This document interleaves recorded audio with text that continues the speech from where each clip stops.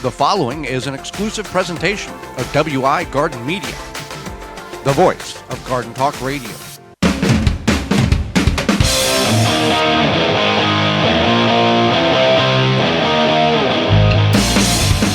Coming up on the program today, we're going to talk about unique vegetables you can grow in your vegetable garden, as well as starting leeks and onions next spring. Our guest is Brie Arthur, and we'll we'll send them thank yous. It's our last show of Season 8. You're tuned into the Gardening with Joey and Holly radio show. You are listening to the most informationally packed hour of garden-focused radio in the country and on the internet with your host, husband and wife team Joey and Holly Baird. This is the Gardening with Joey and Holly radio show. And welcome to the final episode of Season 8. This is the Wisconsin Vegetable Gardener. I am your host, Joy Baird. Beside me is my wife, co-host, best friend, and gardening partner, Holly Baird. This program is for you, about you, to help your garden grow better, to maintain your landscape, grow healthier trees, make your grass look greener, as well as preserving what you grow. Happy you're tuning in, whether you're listening to us on one of the 18 AM and FM frequencies broadcasting our program here in 2024, through a radio app, through our parent website, thewisconsinvegetablegardener.com, underneath the Season 8 tab at the top of the page, podcast replay or in-studio video replay. Thank you so much, and thank you for supporting the program this year. Before we get into our final program of the year, it's time for our final joke of the week. All right, our joke of the week is, how do you fix a broken tomato? How do you fix a broken tomato? Hanging on a vine. Tomato paste. Oh, tomato paste. Okay. Yeah. There you go. This week's joke is brought to you by Rescue. I think too deep on these. Yeah. This week's joke is brought to you by Rescue.com. American-made rescue products keep your family, home, and yard protected from pest insects like wasps, hornets, yellow jackets, flies, ants, and more. Learn more at Rescue.com. That's RESCUE.com.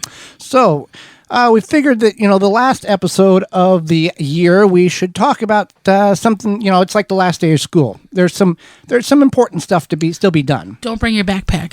What do you mean, don't bring your backpack? On your last day of school. So you don't have to take it? What about the stuff you want to take home? I think you take that home the day before. Okay. That's clearly a different topic for a different program. So there's some things in which, unique vegetables in which you can grow in your garden that we have grown in ours and had found great success with them, some 1 year and others multiple years. So we'll start with yard-long cucumbers. They're just what they sound like. Yeah, they can get up to 36 inches long. Trellising is the way we had done it, and I don't know. I think it's going to be kind of like a regular cucumber. If you let it just sprawl on the ground, you're going to miss it, and it's going to turn into a javelin because it's just going to get so big and bulky. Probably not good. No. Now, what we have found, the unique thing that we found about these, and take it for what, and if you've grown them and you can verify this, we grew them for 1 year, and we harvested them when they were 30 inches long. We had 3 of them, and they tasted just like cantaloupe. Did they really get that long? Yes. Okay, I had to take your word for it. I forgot. Yeah, same thing as yard-long cucumbers and yard-long beans. Yeah. The same thing. So they tasted just like a muskmelon or cantaloupe. So that was something unique, and it didn't give us the impression of this would be good in a salad unless maybe it was like a fruit salad because of that flavor that it offered. Jerusalem artichokes is another one in which you can grow, and this is a perennial, meaning it will come back year after year. Explain what Jerusalem artichokes are.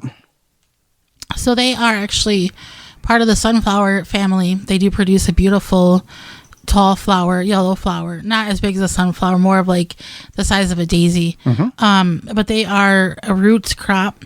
They are perennial, as Joey had mentioned. They're kind of like, they look like a craggly potato, kind of all, I don't know what the word is, but like a craggly potato. Wrinkly potato. Wrinkly potato, not wrinkly. It's kind of, it looks like a root. There's no, it's very, smooth. It's not smooth. There's very unique attributes to it, I guess. But it's a less starchy root crop. It has kind of a sweeter taste than a potato. Some people say apple. I don't get apple. I probably get like a combination of carrot and potato. And they are, again, less starchy. and they will affect you lower on like the glycemic index as opposed to potatoes, and they're kind of fun to grow. Now, there's some things in which you can do with these. You can put them in a soup or a stew, and they get a very buttery, rich, almost melt in your mouth texture. However, in any application that we have found, and you can go to our parent website, the WisconsinVegetableGardener.com, and type in Jerusalem artichokes, and there's a video on how to do multiple things with it. In any application in which we have utilized the Jerusalem artichokes, peeling the skin to the best of the ability that we can makes a night and day difference. No matter how much you scrub that skin and scrub the dirt off, it has impregnated into the skin, and you get that earthy taste. If you peel it, and you can take a knife and cut around some of the oblong and individual in areas in which you can't get a peeler, completely different texture, completely different taste. Now, again, you can put them in soup and stews. You can cut them thin, drizzle them with a little salt and olive oil, air fry them, and they're just like chips. You can make a lot of things. You can make, Jerusalem artichoke hash browns. You can shred them. Oh yeah, I forgot about those. Yeah. Didn't we make And you gotta just like a regular hash brown, you gotta squeeze out the liquid. Mm-hmm. And they are more liquidy than potatoes, so those are good. And you can just cut them thin and use them and dip them in your favorite hummus or ranch dressing and eat them like that. They're very fulfilling, so you don't have to cook them to eat them either. It's not like a regular. You don't really have to cook any vegetable. Well, I mean, a potato, it's a little rough if you just want to go, hey, what are you having? I'm having a potato. Did you cook it? No. That's probably true. Okay, so let's talk about yacons. Yacons are a root crop that originated from South America. If I said, here's some yacons, you would look at them and think they were sweet potatoes. I have seen them grow as in colder climates, as cold as zone 4. And you can do a lot of things. The yacon syrup comes from these. We found that you peel them and cut them thin into chips and then dehydrate them. They are very sweet and delectable. If you are just eating it after you've peeled it and you're eating it, it's a very, very watery apple, carrot, watermelon flavor based on the different characteristics that your particular variety may have. And we are able to grow them year after year by saving the rhizomes. You plant them after all chances of frost are over. We start them indoors 90 days before we intend to put them out. And we put them out with the tomatoes. Now, I did some experimenting this year, and I planted some rhizomes just in the ground even before the tomatoes, and they did grow. But I still think the pre-starts are better in this application. And then we do them in party cups because we want, it develops a lot of roots, and all the root fibers that will start that they will pick and develop the tubers there.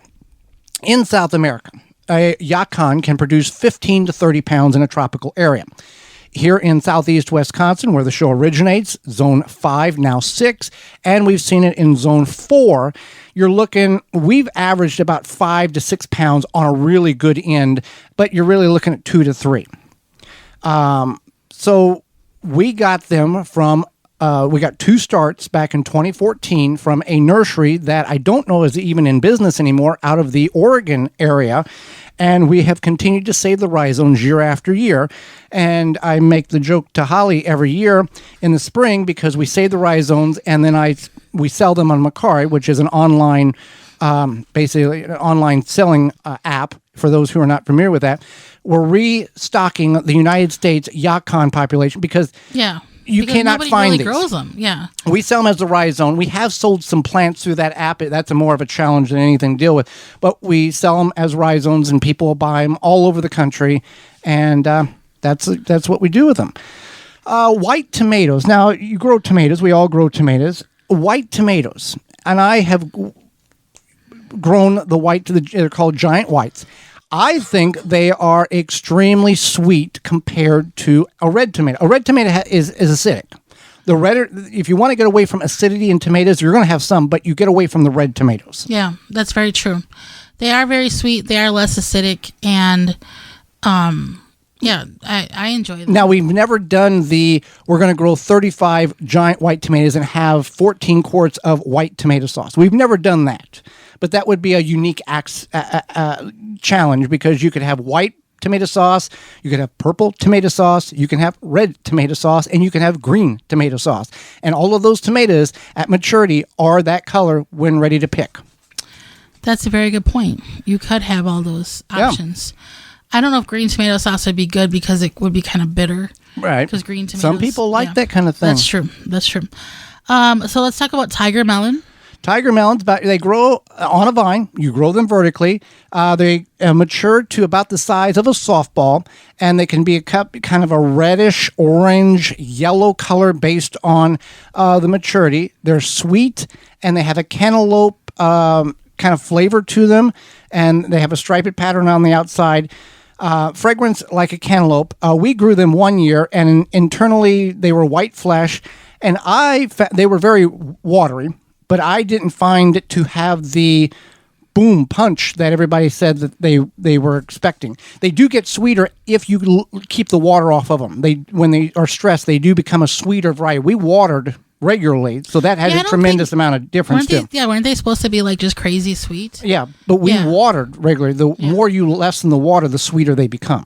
That makes sense. Yeah, so... Yeah. Some unique vegetables that you can grow and we don't have time, but jelly melons is another one. It's a one that looks like a little cucumber that has giant spikes that will get bright yellow. Yeah, spiky. And it'll have a ton of seeds, and it's like neon green on the inside, and it's a very unique taste. We're going to talk about it. We planted it as soon as you could plant cucumbers. We harvested it before the first frost. And at that point, they were still green. We brought them inside, and it took 4 weeks for them to change from the green skin to the orange skin or the yellow skin, and we were able to harvest them. You go to our website, parent website, thewisconsinvegetablegardener.com, click or type in jelly melons in the search engine. You can find our video there. Well, we appreciate you tuning in, and we appreciate you supporting sponsors like Walton's Inc. Correct. So we know you care about where your vegetables, food comes from, etc., like canning, preserving your fruits. But what about the meat? We are reaching, in most areas of the country, game harvesting season. And you might want to think about that. You know, Walton's has, at waltonsinc.com, you can get the equipment, seasoning, and supplies to make sausage, jerky, and any other meat product your way to your high standards. Do you want to make snack sticks that people actually like? Walton's created meatjuststicks.com, an informational site to help you make the best finished product. Walton's even has a full line of their own meat grinders, mixers, and sausage stuffers to help you go from animal to edible. Walton's everything but the meat. You can use code GROW50, that's GROW50, to save 10% off your orders of $50 or more. When we return, we're going to talk about how you can start your leeks and onions next spring and be successful at that. You're tuned in to the Gardening with Joey and Holly radio show. Got a question for Joey and Holly? Send it via email anytime to gardentalkradio@gmail.com. Are you bugged by bugs? You need naturally green products, No More Bugs, environmentally friendly. Made in the USA, No More Bugs is a cedar blend that repels and eliminates mosquitoes, no-see-ums, ticks, fleas, roaches, ants, and more. No More Bugs is safe for you, your pets, and plants. Available online at nomorebugs.net, Amazon, Walmart.com, and the Home Shopping Network. Jung Seed Company is a family-owned and operated seed company since 1907 with the largest selection of seeds and plants online. Use coupon code 10TG24 to save 10% off your order at jungseed.com. The coupon code is 10TG24 at jungseed.com for 10% off. Garden like a pro in 3 easy steps and receive customized fertilizer recommendations for your garden or lawn. Soil Savvy helps you determine what nutrients your plants need to thrive. Never again over-apply nutrients they don't need. A patented process that makes you a smart gardener. To get your soil test kit, go to mysoilsavvy.com. Soil Diva Liquid Microbe Stimulant Spray improves the health of your plants you work hard to grow. Stimulates the natural enzymes and increases beneficial soil bacteria. Go to soildiva.net. Soildiva.net. Water supply tanks provide BPA-free, long-term, safe storage for drinking water from 35 to 1,500-gallon tanks. Water supply tanks has you covered. From preparing for unexpected needs, off-grid property, easy gardening access, and more. For questions and to order, visit watersupplytanks.com and use coupon code GARDENING10 to save 10% off your order. Welcome back to the Gardening with Joy and Holly radio show. Happy you're tuning in. It's our final episode of Season 8. Moments away, we'll be discussing how to prepare starting leeks and onions next spring. But first, a word from our Honey Bee Healthy friends at Honey Bee Healthy. Since 2000, Honey Bee Healthy Inc. has helped beekeepers maintain healthy and thriving hives, attracting pollinators to your garden. This year is as simple as hanging a hummingbird feeder with a mixture of sugar water and Honey Bee Healthy Original. Do not be alarmed to see birds, bees, and butterflies dining together at the feeder. Pollinators coexist peacefully. Honey Bee Healthy Inc. is offering a 10% discount on an 8-ounce bottle of Honey Bee Healthy Original. To this show's listeners, you can enter code BEEGARDEN, that's BEE Garden, at checkout. For more information, mixing instructions, visit honeybeehealthy.com. So, leeks and onions. We have started leeks and onions indoors for many years. And we decided that this is a good topic to talk about at the end of the year because many of you already start those prior to our show beginning in March around the country. Take note.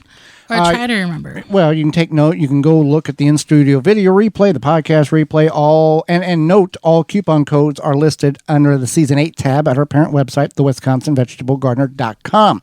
So, starting leeks and onions, you want to do this about 12 weeks before your last average frost date, give or take. Your last average frost date is your last average.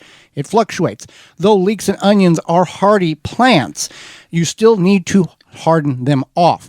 So what we have found is we get our seeds from jungseed.com, JUNGSEED.com, and you can use coupon code 10TG24 right now in 2024 to save 10% off your order at jungseed.com. And you can also get what you need there. So we start them in root maker grow bags, 1 gallon grow bags. They are about 8 inches tall. We fill them 6 inches tall, filled with soil. And we distribute the whole package of seeds, and that's 100. So it looks like it's if you don't want to get grow bags, you could use like the bottom of a milk jug. Yeah, something like that. The only advantage to the grow bags is when the roots hit the side of the bag, they air prune and they don't wind around and get all intermingled with each other. Yeah. They kind of stay separated. And then we place all the seeds each... but you want something deep. Yeah. Each onion pack has 100 seeds, and the leeks, I think, are the same thing. And we put one variety per 1 gallon grow bag from Root Maker, and then we drizzle just a little bit of soil on top of it and put a paper towel over top of that. That paper towel acts as a moisture barrier. You're going to water through the paper towel, but it doesn't disrupt your onion and leek seeds. And you can do this with other seeds. We've distributed seeds through a whole seed tray, put the paper towel on top of it, watered through the paper towel, and did not you're not moving the seeds around. You can also water from the base, and the capillary action will wick up through the grow bag as well. We put these grow bags in a 10 by 20 flat. You can use any type of water retention container, and we don't let the grow bags or the onions and leeks set in water. We want them to be moist, but we don't want them to set in water because you're going to develop mold, mildew, you're going to create problems, and the seeds need air as well. The soil needs oxygen. It doesn't need to be in a bog. I will say that if you've never grown leeks ever, I would highly suggest growing them. First of all, it tends to impress people. Most people think that leeks are hard to grow or that they're like grown in a bog or have all sorts of theories about growing leeks. And they're really easy to grow. And also, they make a great addition. They're just like, if you never had a leek, it's almost like a less potent onion. And you can eat the whole thing. You can eat the whole thing. We're conditioned in North America or in the United States, just eat the white part, throw the rest away. No, the whole thing tastes like a leek. The whole thing's edible. Yeah. So I would suggest, considering growing leeks, we grow, is it American flag? Yeah. Heirloom Which is variety. technically an heirloom variety, and they do very, very well. Now, when you're selecting your onions, here's the thing that most people, when we started in the industry in 2009 or 2010, nobody talked about this. Long day, short day, neutral day, your day length onions. Nobody talked about this. We brought it to light, I would say. We made video after video after video. People would be like, my onions are no good. Where are you living at? What is your day length? What are you talking about? Day length is divided into 3 categories in North America. Southern part is short day, middle portions of the United States is neutral or midday, and the northern portions is long day. This is all determined on the day length of light your plants are getting during the peak growing time. So here in the northern portions of the United States, and you can look at any map you want, there's plenty of them that kind of give a guideline. The only time where it's a little iffy is if you're on that mid to short day or mid to long day time frame. You're going to have some, you can kind of guess on that. We get 16 hours of sunlight at peak, and that's when the bulb starts to develop on the onion. Now, if you grow a short day and a long day and a long day and a short day, vice versa, you're going to get an onion. You're going to get a lot of green onion top, but you're not going to get much of a bulb. So you want to be aware, and nowadays, your independent garden center is going to sell you the live plants or the starts that are adequate for your growing condition. Big box store, not so much. Online, you're going to have to know what you're looking for. Now they're starting to put long day variety, short day variety, midday variety. Yeah, just now, after however many years. Well, you went to a big box store many years ago, and we've documented this story, and it was just 3 boxes of onions. And we knew what was short day, what was long day, what was neutral day or midday. So we got on I'll be a reporter, X, formerly known as Twitter, and we reached out to the company and we said, what's the deal? Why don't you label this? Their response was, we want the customer to purchase the onions that they want to get. They didn't care if it was you're in short day and now you're wanting to grow. They didn't care what growing length you were in. They wanted the customer to purchase the seeds or the plants that they want. In short, they just didn't care if you cared or whatever, vice versa. And then people will will go, well, I guess I'm a bad gardener because my onions didn't grow. Now, there are conditionary effects to why onions don't bulb as well as you may think they should. That's when you go back to your comment of grow leeks. We were growing leeks bigger than broom handles. No issue whatsoever. We were having issues with growing onions because the soil prior to moving to a raised bed, the soil was too dense and the bulbs were, the soil was a very clayish, not loose and loomy as it's needed, and we were having issues getting the bulbs to develop. So leeks, absolutely. If you don't want to mess with the long day, short day, neutral day, all that stuff, it doesn't matter where you're at in the country, where you're at in the world, you can grow leeks at any time, at whatever latitude or longitude you're at. Doesn't matter. So once these leeks and onions are growing, you can put them out. If you're 12 weeks out when you start, about 4 to 5 weeks before your last average frost date, you can get them in the ground. These can handle light frost. This is not a detrimental to these plants. It's not like your tomatoes. These are hardier plants. They're very hardy, yes. But you still need to harden them off. You just can't go, it's 80 degrees in the grow room, boom, slam them in a 38-degree ground. You're going to have some shock and awe going on there.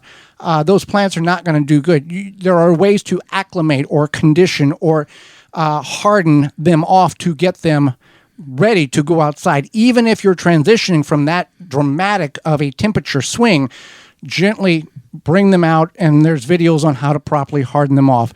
You can do this, and it will. You can get an early start on them. Now, some people will grow them in low tunnels, in high tunnels. You can do that as well.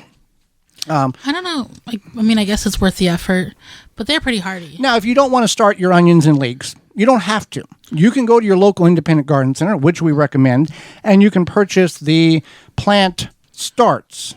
The starts. Yeah, which looks like a big bundle of pencils, or many independent garden centers will have trays of varieties of onions and leeks. There's the sets too. Yeah, the sets are The sets look like mini little teeny tiny onions. Yeah, don't do that. And the reason, and people will do that, they'll go to the garden center and buy the little net with all the little tiny onions.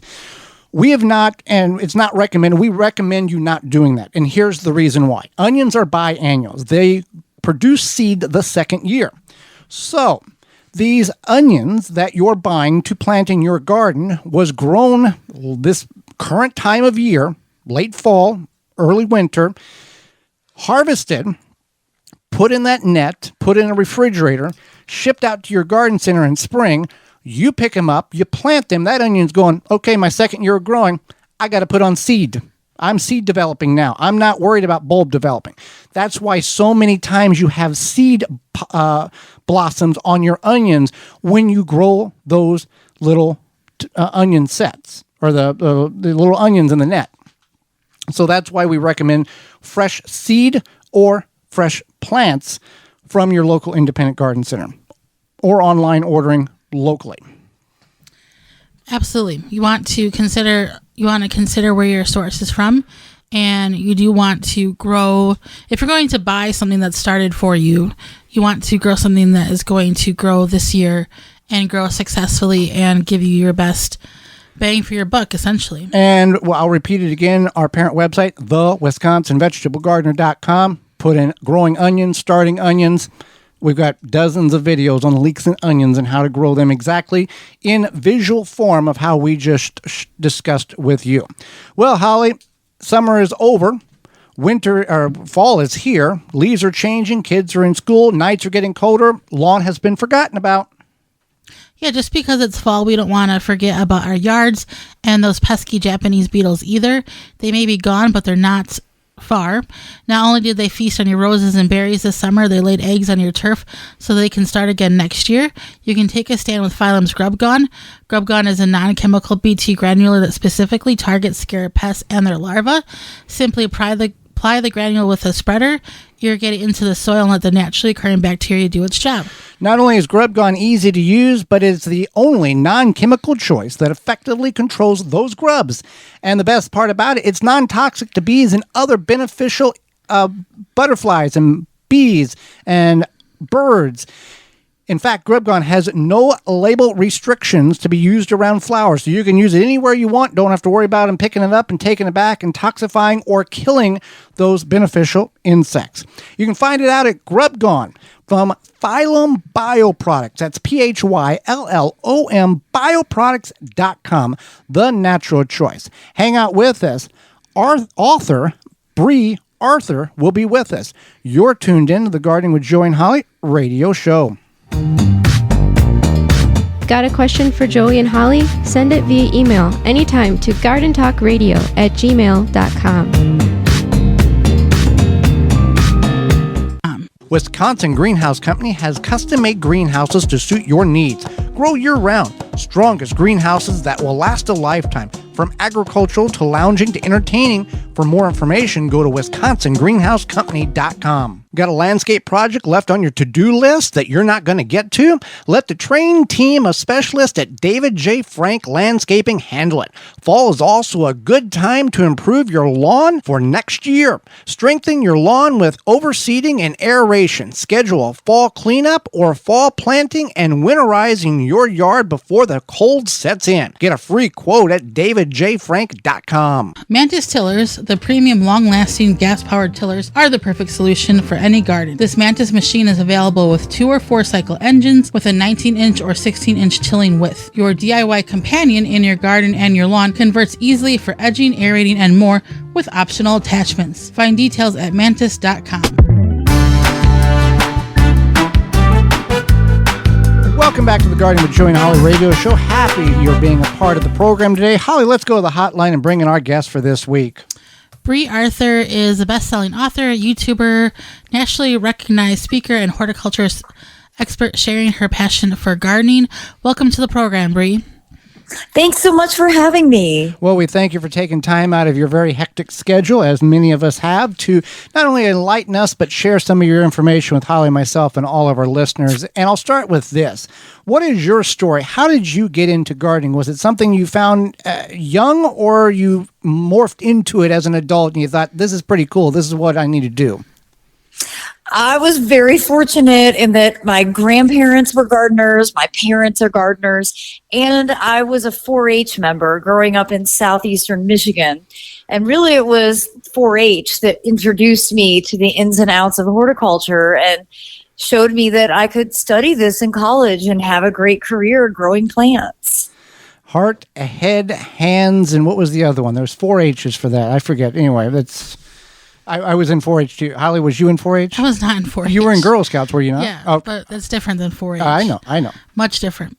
So you are a foodscape expert. Please share with us what foodscaping is. Well, it's a really simple concept. It's really coming off of the inspiration of Rosalind Creasy's books on edible landscaping and just trying to package it in a way for people living in suburban developments with strict homeowner association rules to be able to show them that they can grow food and not make their neighbors offended. It's really just the integration of edibles with all of your traditional ornamental plants, taking advantage of that landscape space that already exists so that you can grow beauty and bounty together. Yeah, you incorporate leeks and onions in amongst the flowers, and certain things work better with others than in hiding them to some degree, right? We're hiding to some degree. Exactly. It's basically growing in plain sight, but when you take away the agricultural installation of a vegetable, like growing in straight lines, growing in boxed beds, and you put them in with the ornamental plants, people often don't even realize you're growing food crops. Right. Well, your most recent book is Gardening with Grains. Let's talk about that. What is the book about, and what is a tidbit in there that would inspire our listeners to pick up a copy? Well, the book was actually inspired by my journey discovering grains as a home gardener, really thinking outside of that agriculture model. I know most people think you need a combine to grow wheat. Well, it turns out you don't. And it's actually really beautiful. All of the grains are really beautiful for their ornamental qualities. And they're really great for providing food for birds. And so one of the things that I love to be able to share with people is how you can grow your own bird seed and incorporate grains into your common landscape areas to create a really dynamic space that also helps your local ecosystem. Grains have definitely become a passion of mine, and one of the secondary benefits of growing grains are how they naturally improve the soil. I'm located here in Raleigh, North Carolina. We have very poor soils here in the Southeast. So any plants that, will draw nutrients back to the surface, help rototill that hard pan clay, and ultimately add organic matter, make a huge difference in being able to grow other plants. So grains just kind of fit into all the boxes, and I'm just very passionate about why everyone should try growing greens at least once in their lives. And growing grains on a smaller scale like you are, you're able to utilize and purchase grains that in the big ag industry are just not available or are not looked upon well because they don't produce the way the farmer needs in order to make that cash crop work. That's exactly true. And you can even really dive deep and grow ancient varieties that may not have the stem strength to be grown in commercial agriculture, but look beautiful and actually are a bit easier to digest. So from a local sort of small scale agriculture production, grains really do offer an opportunity for home gardeners that they probably haven't experienced before. I would have to agree. Many people don't think about that. Now, with your grains in making birdseed and all that, have you ventured into making flour out of some of that wheat? We do. We actually average about 20 pounds of ground flour from our 650 square foot front yard grain bed. And then we've actually started growing barley for the purpose of brewing our own beer. And it's something I'd love to be able to share with more breweries so that they could at least use grains in some of their ornamental installations on their properties, but to really drive home the idea that you don't have beer without barley. Right. And I guess the growing your own wheat to make your own flour is the same shock value as growing your own tomatoes and eating it versus a store-bought. Yes. And, I always laugh. I give the example in a lot of my programs. We did 5 3-gallon fabric bags of wheat just to see how much flour would we get from 5 3-gallon grow bags. And we got enough to make a single loaf of bread. So you're not going to put the bakery out of business, right, but it is a really authentic experience. Much appreciative how our grandfathers and great-grandparents and how they lived off the land by going, I did that much and I got this little bit. My goodness. Exactly. So what is a common problem with foodscaping and how can people overcome it? Well, I think really the misconceptions often lie in not fully understanding homeowner restrictions. A lot of the new neighborhoods, actually someone was explaining to me recently, all new neighborhoods federally have an HOA because our mail system doesn't have the ability to go to individual mailboxes. So it's part of the covenant that an HOA maintain the mailbox area for new neighborhoods. And that kind of finally made me feel like, okay, HOAs have a purpose other than bullying the homeowners. Right. And, often the rules are written certainly without anyone from the horticulture industry guiding them. And many of the rules are just very outdated. They're not really meeting the needs of the modern day homeowner. And, the restrictions sort of make it seem like you're not allowed to do anything different from what the builder left you with. And my goal is to sort of help disseminate that information and build people's confidence so that they aren't afraid of the act of gardening and that it won't be the thing that puts them on the bad list for their neighborhood. Right. I and Holly can attest to this. You read the rules not to know what the rules are, but to know what the rules aren't in. And if Yes. if they have to make a rule because of you, I think you've done something well. I would wholeheartedly agree with that.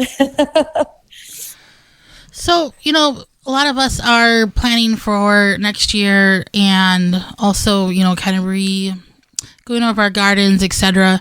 What would you say is some of your best soil building techniques or tips? Well, I'm a cover crop obsessed person now. So I'm really keen to make sure that even through the winter season, I don't leave the ground bare. So number one, putting the leaves that fall in the autumn season, putting them back into the beds is just the absolute best advice that anyone can give. It's literally the same word, leave the leaves. Mm-hmm. I'm also really keen to do cover crops with things that are more or less winter tolerant, things like winter wheat, daikon radish. I've really gotten into doing a lot with nitrogen fixing legumes. So here in the Southeast, where our winters are quite mild, we can grow things like fava beans all winter, crimson clover, and all of those will grow through the cool season, and then we mow them down in place before we plant for the summer season. And that's really just acting as organic matter to decompose in place, feed those microbes, and keep your soil healthy. The more you can do with ground plane coverage, with cover cropping, you can smother out weeds more efficiently, and ultimately you'll build better soil that will retain more moisture and nutrients, making your long-term maintenance much easier. So when you say mow it down, are you just cutting it down, chop and drop, or are you cutting it and then turning it over like plowing it, or are we trying to minimize soil disturbance in this process? I don't like soil disturbance. I don't need to wake up any more weed seeds that are laying here underneath the ground. So we are literally just taking a push lawnmower and to basically chop and drop right in place. So everything that grows in an area decomposes in the same spot. And then you're kind of like no-tilling in your next crop. Exactly. Okay. And then the leaves, you're going to spend just as much energy getting the leaves off your lawn to the curve as you would from the lawn to the garden. That is so true. And we actually bought a riding lawnmower with a bagging attachment so that we can steal our neighbors' leaves. And they all think that we're just doing them a great favor. And really, I want the leaves for my own selfish purposes. Right. And that's how you build good neighbor rapport. That's right. Well, Brie, we greatly appreciate the information, the education you shared with. How can people find out more about you and get your books, and where at? You can find me on my website, briegrows.com, BRIEGROWS. And I'm also Brie the Plant Lady on YouTube and Instagram. And we do try to post videos pretty regularly to show how fun gardening can be in doing small things on a regular basis, because it's the world's greatest hobby. There's very few things you can do in this world that make the world a better place, and gardening is really at the top of that list. Absolutely. Well, we thank you for your time and your information. Thank you so much for having me. It was a pleasure to catch up. Absolutely. And when we return, we've got some thank yous to dish out. It's our final episode of our final show of Season 8. You're tuned in to the Gardening with Joey and Holly radio show. Have a garden question? Give Joey and Holly a call now or anytime 24/7. Just dial 1-800-927-SHOW. If you can't get through, leave a message and they will call you back. Call now 1-800-927-SHOW. Take the guesswork out of composting with the AeroBin 400 or smaller 200 for easy composting. The AeroBin mimics how nature decomposes waste. The AeroBin is easy to use. You prepare your balanced organic waste, just open it up, drop it in, and close. After a short time, fertile compost is produced, which is easily accessed via the lower side door. The thermal insulation in the AeroBin conserves heat, leading to rapid breakdown of the biomass, and works efficiently year-round, even in cooler regions. There is no need to turn the biomass, and it is patent rodent resistant. It has little odor and can kill annoying weeds and seeds. It is BPA free. The AeroBin 400 or 200 comes with a reservoir at the bottom to collect the leachate. When diluted, makes for great compost tea liquid fertilizer. AeroBin composts kitchen and garden waste quickly. Easy to assemble with no special tools needed. The AeroBin makes composting rewarding and easy. Go to burpee.com or homedepot.com to purchase. Protect your plants from damage with the 3-in-1 Plant Guard and Special Blend Fertilizer. Visit ivorganics.com. Use promo code RADIO10 to save 10% off your order. Are you ready to take control of your home's comfort? With Mr. Cool DIY Direct, empower yourself with our top-notch do-it-yourself cooling and heating solution. Introducing the Mr. Cool 4th Generation Mini Split, the DIY-friendly way to keep your home perfectly comfortable all year round. Our systems come with everything you need for installation, including our patented pre-charge line sets, eliminating the need for expensive professional help. Visit MrCoolDIYDirect.com to learn more and to take the first step towards a cooler, more comfortable home. Don't forget, use promo code GARDEN for a special discount and free nationwide shipping. Mr. Cool DIY Direct. Cool your house, heat your space, all by yourself. Pomona's Universal Pectin is a high-quality pectin that gels reliably with low amounts of any sweetener. If you're trying to reduce the amount of sugar in your diet, you'll love Pomona's Universal Pectin. Now you can make healthy homemade jams and jellies sweetened to your taste. You can use sugar or honey to sweeten. Pomona's Universal Pectin keeps indefinitely when stored in an airtight container. Easy to use, versatile, and comes with directions and recipes in every box. Find out more and where to buy at PomonaPectin.com. Also available at natural food stores and online. Rootmaker starts your plants off right and keeps them going through harvest. From their seed starting trays with an innovative design that air prunes the roots to their large variety of grow bags, 1 to 60 gallons. Their products will provide you the harvest you've never seen before. Visit rootmaker.com. Use coupon code ROOT24 to save 15% off your order at rootmaker.com. That coupon code is ROOT24 to save 15% off your order at rootmaker.com. Welcome back to the final segment of our final show of Season 8. We have accomplished another year of Garden Talk Radio. Yeah, we sure have. It's been, it's nice that we can accomplish Season 8. 8, yeah. And I feel that, we've kind of gotten into our groove for working on the show notes and then working on the interview questions and all of that. So we have told more about how our show operates behind the scenes in the last 6 weeks than we have in the last 7.5 years. Maybe we just are at that point now. Yeah, it's just one of those Industry things. secrets. Yeah, well, it's not people are not aware of the challenges in which faces a program such as ours, independently funded by sponsors. We're not, some of these shows, fill in the blank of a show that you listen to on, it's a network show that has people in a building that all they do is find sponsors, and it's a national show. But I think there's some magic to a 7-year thing where whether it's 8 year, but I'm saying that getting past 7 years, then you in relationships, jobs, etc., where you become a professional. Okay. So maybe that's what it is. That it's like a reflex or habit for us. Well, yeah, but it's all based on sponsors that you hear on the show that you, the listeners, purchase their products so we can be on the air on your radio station week after week. It's all tied into the companies that pay for the airtime, and if we don't have the companies to pay for the airtime, we don't get on the air. That's how that works. So let's before we get into a whole lot of other things, we got a lot of people to thank. We want to thank our Lord and Savior Jesus for allowing us to have the ability to do this, or Yeshua for our Jewish listening friends.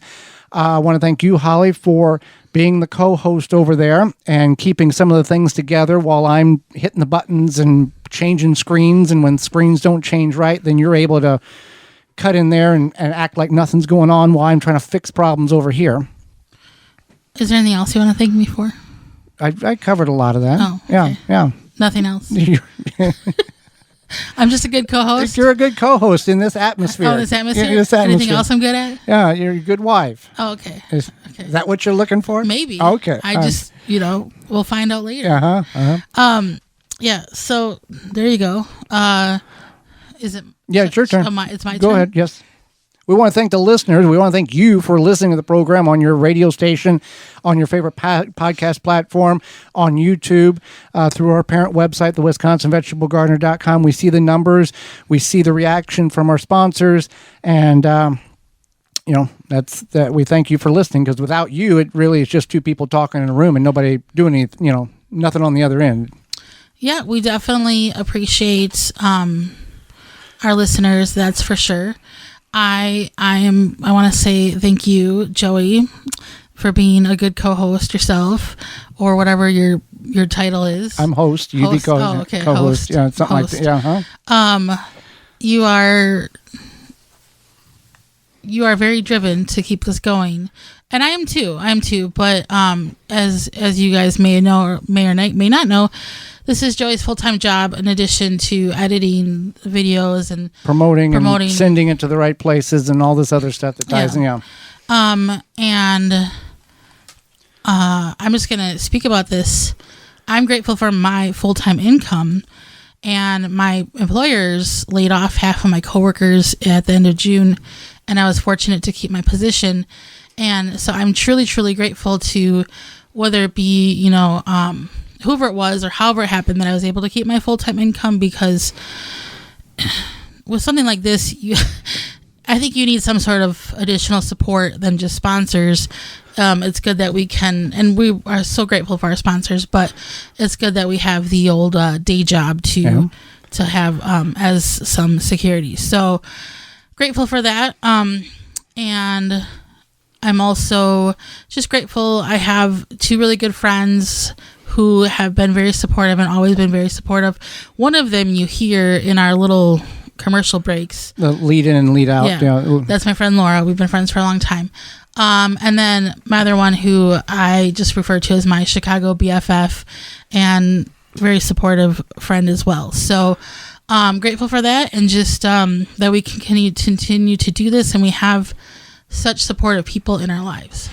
With our, with sponsorship, it's we're nearing almost 2,000 companies we reach out to year after year, and we get around 12 to 1,300 no's. And out of those, let's say 1,800 companies, we get about 100 to 150 each year that says, "Don't email us again. Go do yourself and leave us alone," because I go after them until I get an answer. Now, there's times where, and in the past, and I've got data on every day that I email, how many I emailed, who I emailed, what were the response rate, how many yeses, how many no's, all this other stuff. I got books, and Holly can attest, I've got notebooks from 2019 on, whenever I figured out that's probably what it, and graphs and charts and all this other stuff to kind of see the patterns that develop and how many return and how many don't and all this other stuff. Some years are really good, really easier, and other years are a little more sluggish. And I think this year currently we're kind of in the middle of the sluggish to good response. I mean, there's certain goals in which we personally set forth that we need to accomplish these things and raise this amount by this period in order to get where we need to be by the time so we can pay the airtime. So a lot of faith in that aspect, a lot of patience. The stress doesn't fix anything. So you got to have faith and be patient and continue to the grind. And if you think you're done for the day, and take a break and then go back and email 10 or 15 or 20 more people in the aspects of where you can prevent, so you don't get things locked out and the internet doesn't like you. Right. And so, we've definitely touched on the sponsor thing quite a bit, and we are appreciative of our sponsors for sure. And just, again, our listeners, and I don't know what else. Next year. Let's talk about next year. Season 9, if everything goes as has planned and we can make the funding and all that, we will be leaving two of our networks, or two of our stations, WXAN 103.9 FM out of Ava and KFEQ 680 out of St. Joseph, Missouri. We've just... it's not nothing they've done wrong. It's what we've decided that's best for us. We will be moving to WLOB 1310, 98.3 and 100.5 out of Portland, Maine, and Cool 1450 AM out of Thurmont, Massachusetts will be the replacement of those. And it's not something, every year we kind of see what we want to do, other markets we want to hit, what we can, what the sponsors want to do. So we're moving some things around, and we should be, based on what conversations I've had with the stations, we should be where we need to be on the time frame. Also, we're leaving WPIC 790 over there in Pennsylvania for reasons that will make the show better on our end, not nothing they did. So it's one of those things that it's a business deal. And we've shared a lot of details with you about how this is all working. But we've had 33 guests this year. We had 2 that had things that come up, so we couldn't have them on. And we've covered 70 plus topics throughout the year. And all are available on any podcast platform you want to check out. The Gardening with Joy and Holly radio show. You can go to our parent website, thewisconsinvegetablegardener.com, under the Season 8 tab. In addition to, throughout our off-season, gardentalkradio@gmail.com, and our hotline, 1-800-927-SHOW, 1-800-927-7469, will still be open and available for you to call in and ask your questions. I do want to also thank, those of you who have called or emailed. We have some regulars. Yeah, regulars. Yeah, which was called, fine. Yeah, totally. Called, emailed, sent me messages on social media. If I don't know if I have any coworkers who listen, but any of you all. So I think we really appreciate your questions. Keep them coming. One of our when we interviewed, Joe and I interviewed each other last week, one of our questions was, do you ever get sick of being asked gardening questions? We just didn't get to it. And I would say absolutely not. I love the gardening questions. Sometimes, when you're in the drudges. There's some doozies that we have to do some studying on and reach out to some people and go, hey, what is this? We've never heard of this before.